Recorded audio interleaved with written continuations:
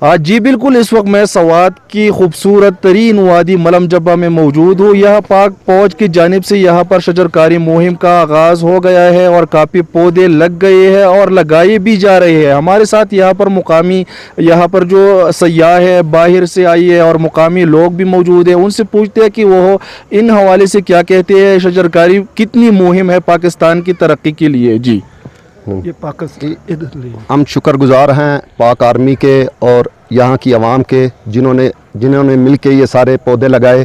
یہ ملک کے لیے بلکہ پورے پاکستان کے لیے بہت ہی اچھی بات ہے۔ یہ گرین ویلی جو ہے، اللہ کرے یہ کامیاب ہو۔ پاک آرمی زندہ باد۔ جی، اس حوالے سے آپ کیا کہیں گے؟ درخت لگانا جو ہے وہ صدقہ جاریہ ہے، تو لوگوں کو مزید آپ کیا پیغام دیں گے کہ وہ اپنی درخت جو ہے وہ جہاں پر درخت نہیں ہے لگائے؟ جس طرح آلودگی ہو رہی ہے ہمارے ملک میں، ہمارے لیے درخت بہت ضروری ہے۔ ماحولیاتی آلودگی کے لیے بھی بہت ضروری ہے۔ یہ ایک جہاد ہے، اللہ میں اسے میں کامیاب کرے۔ پاک آرمی زندہ باد۔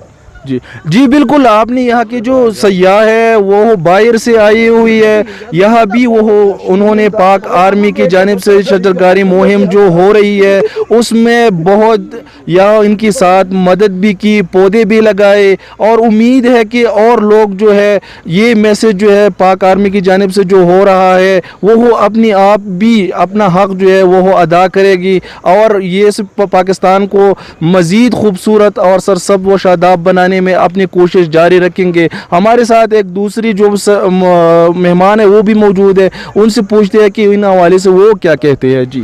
جی ہم سب کو اس پہ عمل کرنا چاہیے، سب کو اس پہ عمل کرنا چاہیے اور اس پہ محنت کرنی چاہیے۔ یہ بہت اچھی بات ہے ہمارے لیے اور آنے والی ہماری نسل کے لیے بہت اچھی بات ہے۔ یہ ہم اس پہ فل کوشش کریں گے اور ہم سب کو پیغام دیتے ہیں یہ سب اس پہ کوشش کریں اور پودے لگائیں۔ ہر بندے کا فرض ہے یہ پودے لگانا۔